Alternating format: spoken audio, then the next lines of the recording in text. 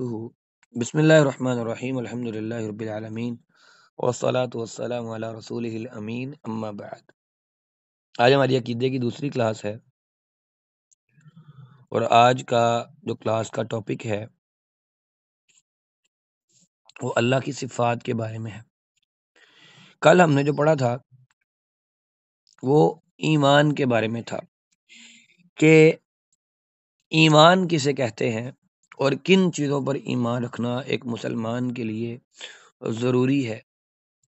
آج ہمارا دوسرا لیکچر اللہ رب العزت کی صفات کے بارے میں ہے کہ اللہ کی صفات کے بارے میں اہل سنت والجماع، وہ جماعت جو صحابہ کرام کے عقیدے پر ہے، وہ جماعت جو تابعین، تبع تابعین اور اللہ کے نبی صلی اللہ علیہ وسلم کے بتائے گئے راستے پر جس طرح سے ان لوگوں نے چل کر دکھایا، اس جماعت کو اہل سنت والجماع کہا جاتا ہے۔ اہل سنت والجماعت سے مراد یہ نہیں ہے کہ آپ سمجھ لیں کہ یہ دیوبندی ہیں، بریلوی ہیں، اہل حدیث ہیں۔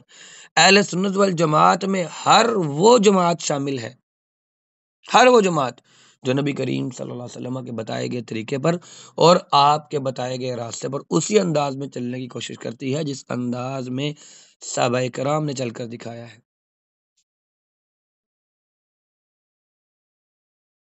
تو اہل سنت والجماعت اللہ کی صفات کو ثابت کرتے ہیں، نہ ان کی نفی کرتے ہیں، یعنی اس کی تعطیل نہیں کرتے، اس کی نفی نہیں کرتے، نہ ہی اس کی تمثیل یعنی نہ ہی اس کی مثال بیان کرتے ہیں، نہ ہی ان کی تحریف کرتے ہیں، اس میں چینجنگ بھی نہیں کرتے، اور نہ ہی اس کی کیفیت بتاتے ہیں، بلکہ ان کے جو معنی ہیں، جس انداز میں اللہ کے اسماء، اللہ کی صفات بیان ہوئی ہیں، اس کو اسی انداز میں سمجھتے ہیں، اسی انداز میں مانتے ہیں، اپنی طرف سے اس کے اندر کوئی چیز شامل نہیں کرتے۔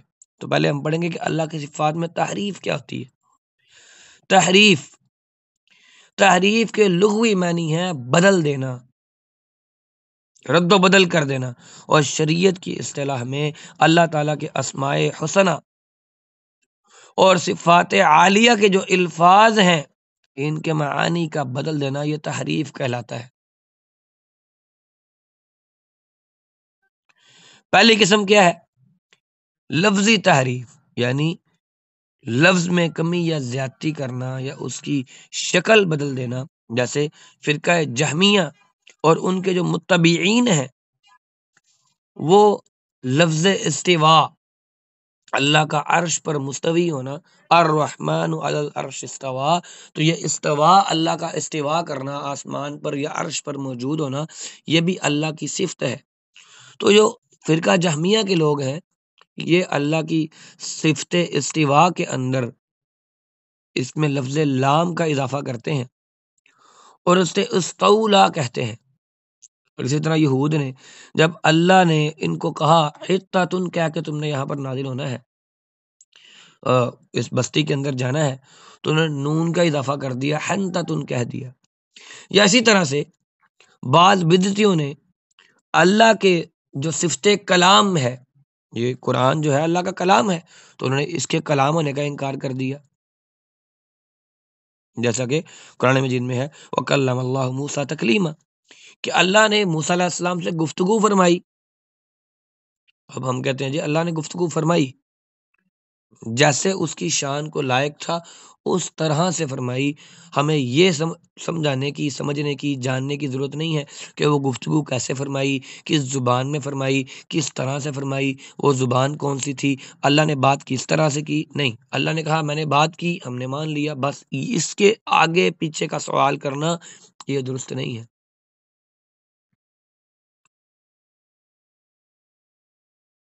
اور اسی طرح سے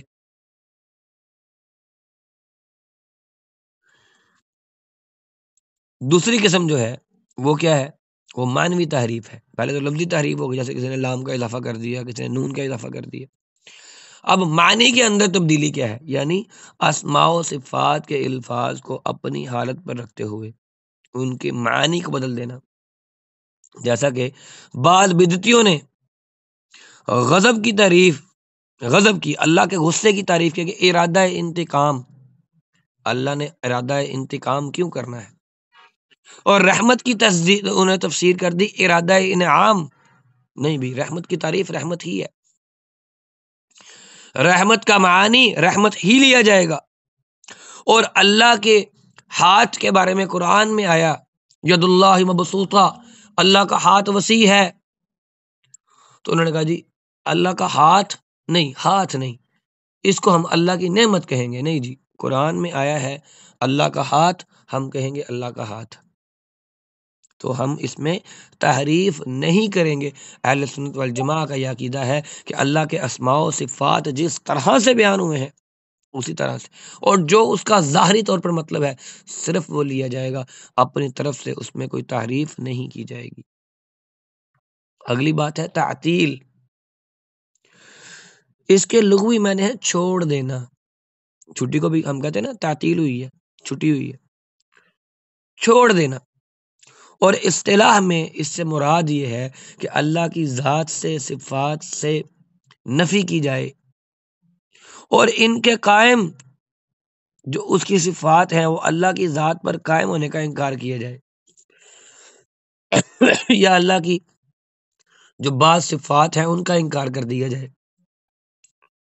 اور تحریف اور تعطیل کے درمیان فرق یہ ہے کہ تعطیل کتاب و سنت سے جو اسماء و صفات کے صحیح مفہوم جو ثابت شدہ ہے اس مفہوم کی نفی کر دینا، جبکہ تحریف وہ دلائل جو کتاب و سنت میں ثابت موجود ہیں ان کے بارے میں کسی اپنی طرف سے تفسیر کر لینا، اس کو تحریف کہتے ہیں.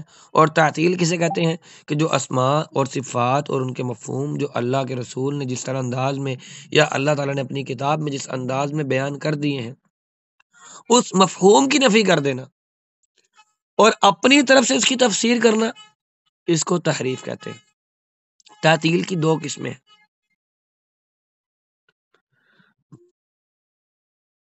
بلکہ تعطیل کی تین قسمیں ہیں. اللہ کے کمال مقدس کی نفی کر دینا، یعنی اللہ تعالی کے تمام اسماء و صفات یا ان میں سے بعض کی نفی کر دینا. جیسے کو بندہ کہے کہ جی میں اللہ کو رحمان مانتا ہوں، رحیم مانتا ہوں، میں اللہ کو قادر نہیں مانتا. یہ جہمیہ اور معتزلہ نے یہی کیا کہ اللہ کے بعض اسماء اور بعض صفات کو مان لیا اور بعض کے بارے میں کہا کہ یہ اللہ کو لائق ہی نہیں، ایسا ہو ہی نہیں سکتا، ہم تو نہیں مانتے. یا تعطیل کی ایک قسم یہ ہے کہ اللہ تعالیٰ سے قطع تعلق ہی کر لینا، مثلا اللہ کی عبادت نہ کرنا یا عبادات میں سے بعض عبادتوں کو ترک کر دینا یا اللہ کے عبادت میں غیر اللہ کو شریک کرنا. یہ بھی تعطیل کی قسم ہے کہ عبادت کے لائق معبود ہونا یہ بھی اللہ کی صفت ہے، اور وہ اللہ کی کمال صفات میں سے ہے کہ معبود صرف وہ رب باری تعالیٰ ہے جو عرش کے اوپر مستوی ہے. اب انسان کہے جی میں ظہر عصر مغرب تو پڑھوں گا، فجر اور عشاء نہیں پڑھ سکتا، جو یہ بھی تعطیل کی قسموں میں سے ہے. یا انسان کہے کہ جی میں نماز پڑھوں گا، روزہ رکھوں گا، حج نہیں میں کروں گا، یہ بھی تعطیل ہے. یا میں اللہ کی عبادت تو کروں گا لیکن نظر و نیاز میں حسین کے نام کی دوں گا، یہ بھی تعطیل ہے. نمبر 3، مخلوق سے خالق کی نفی کر دینا. جیسے بعض لوگ کہتے ہیں کہ جی چیزوں کا خود بخود وجود میں آ گیا، جیسے یہ ڈارون کی تھیوری ہے یا جس طرح سے بگ بینگ کی تھیوری ہے کہ جی یہ تو انسان تو بندر سے بنا ہے، یعنی اللہ نے انسان کو پیدا نہیں کیا. آپ اس بندر سے اللہ رب العزت کے کمال کی نفی کر رہے ہیں. اللہ نے دنیا کی تخلیق کی اپنی مرضی اور مشیت کے مطابق کی، اور ہم کہتے ہیں یہ ایک بگ بینگ کا نظریہ ہے کہ جس دنیا سورج کا حصہ تھی، سورج پہ بڑے بڑے دھماکے ہوئے اور دنیا ٹوٹ کے اس طرف آ گئی اور بعد میں دنیا خود بخود ایسی ہو گئی. یہ خوبصورت دنیا، یہ چشمے، یہ پہاڑ، یہ انسان اور یہاں پر آبادیاں، یہ شہر، یہ گاؤں، یہ خود بخود بن گئے ہیں، کیسے ہو سکتا ہے؟ تو بعض لوگوں کا یہ کہنا کہ ان میں خود بخود یہ سسٹم ہو گیا ہے، نعوذ باللہ من ذالک، ایسا نہیں ہو سکتا۔ اللہ رب العزت نے جیسے چاہا اپنی مشیت کے مطابق پیدا کیا، اور اس کی مرضی سے ہی جب وہ چاہے گا یہ معاملات ختم ہو جائیں گے۔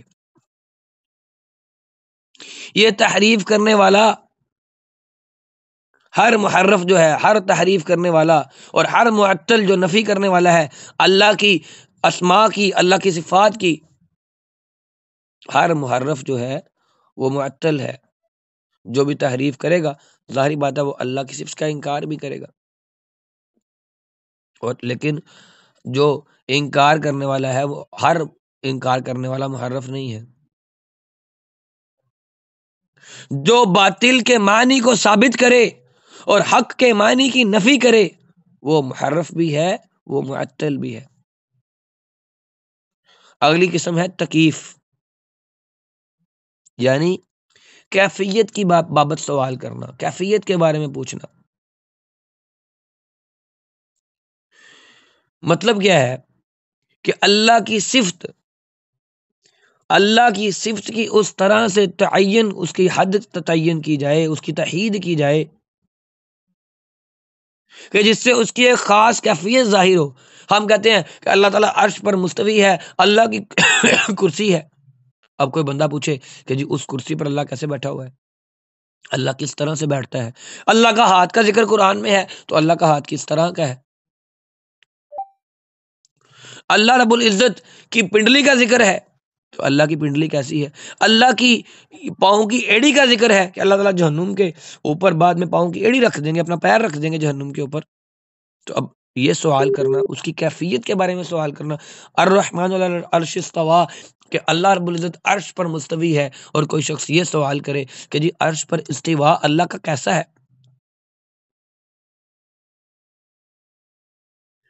کہ اللہ کی صفات کا اس طرح سے متعین کرنا یا اس کی تحید کرنا کہ اس کی ایک خاص کیفیت ظاہر ہو، کیفیت کی نفی کا یہ مطلب ہرگز نہیں ہے کہ صفات الہیہ کے معانی کو ٹالا جائے، ان کی نفی کی جائے، بلکہ صفات کا معانی جو ہے وہ زبان عرب میں معلوم ہے، اور یہی سلف صالحین کا عقیدہ ہے۔ چنانچہ امام مالک رحمہ اللہ کو استواء کی کیفیت کے بارے میں پوچھا گیا، انہوں نے کہا الاستواء معلوم والکیف مجہول والایمان به واجب والسؤال عنہ بدعۃ، کہ اللہ کا رب العزت کا عرش پر استواء ہونا معلوم ہے، اس کی کیفیت نامعلوم ہے، اور اس پر ایمان لانا یہ واجب۔ اپنا مائک بند کرے جی، اپنا جس نے کلاس جوائن کی ہے جس کا مائک بند ہے اپنا مائک بند کرے۔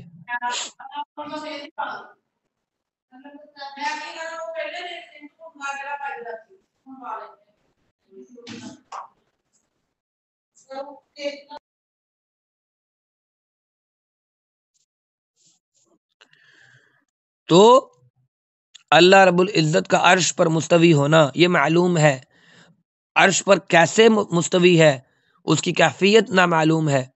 اللہ عرش پر مستوی ہے اس بات پر ایمان لانا واجب ہے، اور اس کی کیفیت کے بارے میں سوال کرنا یہ بدعت ہے۔ امام مالک رحمہ اللہ اس کے بارے میں یہ کہتے تھے۔ تو اللہ تعالیٰ کی ہر صفت ایک حقیقی اور ثابت معانی پر دلیل رکھتی ہے، دلالت کرتی ہے۔ اللہ کا رحمان ہونا، اللہ کا رحیم ہونا، اللہ کا مالک ہونا، اللہ کا قدوس ہونا، اللہ کا جبار ہونا، اللہ کا غفار ہونا، ہر ایک کیفیت اللہ کی یہ ثابت شدہ ہے، ہم اس پر ایمان رکھتے ہیں اور اللہ کے لیے ثابت کرتے ہیں، لیکن اس کی کیفیت اور اس کی حالت کا نہ ہمیں معلوم ہے، نہ ہمیں اس کے بارے میں مطلوب ہے کہ ہم معلوم کریں کہ اللہ کا یہ کام کس طرح سے ہے۔ جیسے اللہ کی شان کو لائق ہے وہ اس طرح سے رحمان ہے، جیسے اس کی شان کو لائق ہے وہ اس طرح سے رحیم ہے، جیسے اس کی شان کو لائق ہے وہ اس طرح سے مستوی ہے، جیسے اس کی شان کو لائق ہے وہ جبار ہے، قہار ہے۔ لہذا صفات الہی کی حقیقت اور ان کے معانی کو ثابت کرنا، صرف ان کی کیفیت کو اللہ کے سپرد کر دینا کہ جیسے میرا مالک چاہتا ہے وہ ویسا ہے، یہ ہم پر واجب ہے، برخلاف اس کے جو فرقہ واقفیہ نے کیا، جو صفات الہیہ کے معنی کو ٹالتے بھی تھے اور منع بھی کرتے تھے۔ آگے ہے تمثیل، اس کی کیا معنی ہے؟ اس کے معنی ہے مثال دینے کے، تشبیہ کرنے کے، یعنی اللہ رب العزت کی ذاتی یا فعلی صفات میں سے کسی چیز کو اس کا مشابہ قرار دینا۔ مثال دے دیتے ہیں آسانی کے لیے کہ ید اللہ مبسوطہ، اللہ کا ہاتھ کھلا ہے۔ اب انسان کوئی کہے کہ اللہ کا ہاتھ اس طرح کا ہے، یہ تمثیل اللہ کے لیے نہیں دی جا سکتی، مثال اللہ کے لیے نہیں، لیسا کمثلہ شیء، اس جیسی کوئی چیز بھی نہیں ہے۔ اس کی دو قسمیں ہیں۔ نمبر ایک، مخلوق کو خالق سے تشبیہ دینا، جیسا کہ نصارہ نے کیا، عیسائیوں نے کیا، کہ مسیح علیہ السلام کو اللہ کے مشابہ قرار دے دیا کہ یہ اللہ کا بیٹا ہے اور اللہ کی طرح کا ہے، اور اسی طرح سے یہود نے عزیر علیہ السلام کو بھی اللہ کا مشابہ قرار دے دیا، اور اللہ ان دونوں باتوں سے بہت بلند اعلیٰ مرتبہ پر فائز ہے۔ اللہ رب العزت اس سے بہت بلند و بالا ہے۔ اور اس کی دوسری قسم کیا ہے؟ خالق کو مخلوق کی تشبیہ دینا، جیسا کہ فرقہ جو مشبہ تھے انہیں تشبیہ دیتے ہوئے اللہ کا چہرہ انہوں نے کہا کہ مخلوق کے چہرے کی طرح ہے، اللہ کا ہاتھ مخلوق کی ہاتھ کی طرح ہے، اللہ کی سماعت مخلوق کی سماعت کی طرح ہے، اور اس طرح کی دیگر تشبیہات ان لوگوں نے دی۔ اللہ رب العزت ان سب سے بہت بلند ہے، بہت برتر ہے، بہت بالا ہے۔ اللہ رب العزت کے بارے میں کوئی تشبیہ نہیں دی جائے گی۔ اللہ کا ہاتھ ہے کیسا ہے؟ جیسا اس کی شان کو لائق ہے۔ انسان کی سماعت کا یا مخلوق کی سماعت کا خالق کی سماعت کے ساتھ کیا مثال دینا؟ انسان کی تو 10 فٹ 15 فٹ 20 فٹ رینج ہے، 50 فٹ رینج ہے، اس کو آواز آتی ہے، اس کے بعد آواز نہیں آتی۔ اللہ رب العزت تو عرش معلی پر بیٹھ کر دنیا کے اندر چلنے والی چونٹی کی بات کو بھی سننے والا ہے۔ اللہ کی سماعت کا مخلوق کی سماعت کے ساتھ مثال دینا یہ کسی طریقے سے درست نہیں ہے۔ شیخ عبدالعزیز بن باز رحمہ اللہ فرماتے ہیں کہ تشبیہ کی ایک تیسری قسم بھی ہے، وہ یہ ہے کہ خالق کو معدوم اور مستحیل قرار دینا، محال قرار دینا کہ نہیں جی ایسا تو ہو ہی نہیں سکتا، اور ناقص چیزوں کی یا اسی طرح کے جو جمادات یا پودے یا اس طرح کی چیزیں اس کے ساتھ تشبیہ دینا۔ اور فرقہ جہمیہ اور معتزلہ جو تھے وہ تشبیہ کی اسی قسم میں سے تھے، یا تو وہ تشبیہ دیتے تھے یا کہتے تھے کہ نہیں نہیں نہیں نہیں ایسا تو ممکن ہی نہیں ہے، یہ چیز تو ہو ہی نہیں سکتی۔ پانچویں جو چیز ہے عقیدے کے اندر وہ ہے اللہ کے اسماء و صفات میں الہاد۔ الہاد کا معنی یہ ہے کہ اللہ کی صفات کو اللہ کی صفات کو، اس کے حقائق اور اس کے معانی کی بابت جو حق اور ثابت ہے اس سے اعراض کیا جائے۔ اس کی کئی شکلیں ہیں، جیسے اللہ کی صفات کا بالکل انکار کر دینا، بالکل ہی انکار کر دیا کہ نہیں جی یہ ہے ہی نہیں، یا اس کے معانی کا انکار کر دینا، یا ان میں تحریف کرنا، یا باطل تعویلات کے ذریعے حق اور ثواب سے پھیر دینا، یا ان سے بعض نئی اور جدید چیزوں کو معصوم کرنا، جیسے عقیدہ وحدت الوجود ہے۔ ان لوگوں نے کیا کام کیا کہ خالق اور مخلوق کو مکس کر دیا۔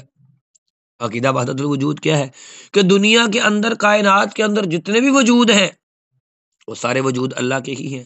نہیں، انہوں نے کیا کہا، کتنا گندا اور کتنا غلیظ عقیدہ ہے وحدت الوجود، کہ مرد بھی اللہ کی ہی شکل ہے، عورت بھی اللہ کی ہی شکل ہے، جانور بھی اللہ کی شکل ہے، درندے بھی اللہ کی شکل ہے۔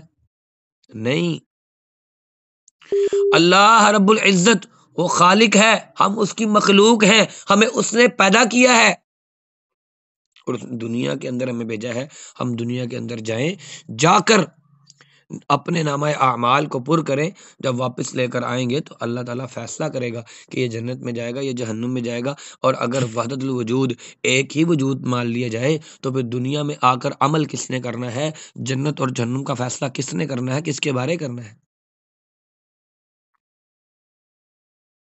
تو خلاصہ کلام یہ ہے کہ ہم نے اللہ کی صفات کو جیسے بیان ہوئی ہے، اللہ رحیم ہے جی ہے، اللہ رحمان ہے جی ہے، اللہ قدوس ہے جی ہے، اللہ مالک ہے جی بالکل ہے، اللہ حی القیوم ہے، اللہ حی ہے۔ اب کوئی شخص سوال کرے اللہ کب سے حی ہے، اللہ کب تک حی ہے، تو یہ سوال کرنا یہ انسان کو کفر میں مبتلا کر دیتا ہے۔ اللہ قیوم ہے، اللہ قائم ہے، اللہ کس طرح سے قائم ہے، اللہ کب تک قائم ہے، اللہ کب سے قائم ہے، یہ سوال کرنا یہ بالکل بدعت ہے۔ اللہ کی کیفیات، اللہ کی صفات، جس طرح سے اللہ کے اسماء بیان ہوئے ہیں، ہمارا منعن ان کے اوپر ایمان ہونا چاہیے۔ اس بارے میں کیونکہ لیکن اگر مگر اس طرح کے سوال کرنا اور اپنی عقل پر اللہ کے اسماء کو، اللہ کی صفات کو پرکھنا، یہ انسان کی خود اپنے ساتھ زیادتی ہے۔ اللہ رب العزت نے اس کے بارے میں کرنے کے لیے، سوال کرنے کے لیے مومنین کو منع کیا ہے۔ اور اہل سنت والجماعت کا یہ عقیدہ ہے کہ اللہ کے اسماء میں تحریف یعنی رد و بدل نہیں کیا جائے گا، اللہ کے اسماء میں تعطیل یعنی اس کے اندر اس کے معنی کا انکار کر کے اپنی طرف سے کوئی معنی نہیں کیا جائے گا، تکییف اللہ کے اسماء و صفات کی کیفیت کو بیان نہیں کیا جائے گا، جو ہے جیسے اس کی شان کو لائق ہے۔ تمثیل، اللہ کی اسماء و صفات کے بارے میں کسی طرح کی کوئی مثال نہیں دی جائے گی۔ لیس کمثلہ شیء، اللہ کی صفات میں، اللہ کی ذات میں اور کسی چیز کے اندر کوئی اس کی مثال نہیں ہے۔ اور اللہ کے اسماء و صفات میں الہاد والا کام نہیں کیا جائے گا۔ اور الہاد وہ بیماری ہے جس میں تحریف بھی شامل ہے، تعطیل بھی شامل ہے، تکییف بھی شامل ہے، تمثیل بھی شامل ہے، تشبیہ بھی شامل ہے۔ ہم ان تمام چیزوں سے بری ہیں۔ ہمارا خالق ہے، ہمارا مالک ہے، وہ جس طرح سے چاہتا ہے اس طرح سے اس نے ہمیں بنایا ہے، ہم کسی بھی طرح سے اس کی مثال بیان نہیں کریں گے۔ اللہ رب العزت ہمیں عقیدے کو سمجھنے کی توفیق عطا فرمائے۔ انشاءاللہ العزیز مزید جب ہم آگے چلیں گے تو اس میں اسباق آسان ہو جائیں گے اور مزید اچھے طریقے سے سمجھ آئیں گے۔ اللہ تعالی ہم سب کو عقیدہ توحید سمجھنے کی توفیق عطا فرمائے۔ وآخر دعوانا ان الحمد للہ رب العالمین۔ سوال کسی کا ہو تو وہ کر سکتا ہے۔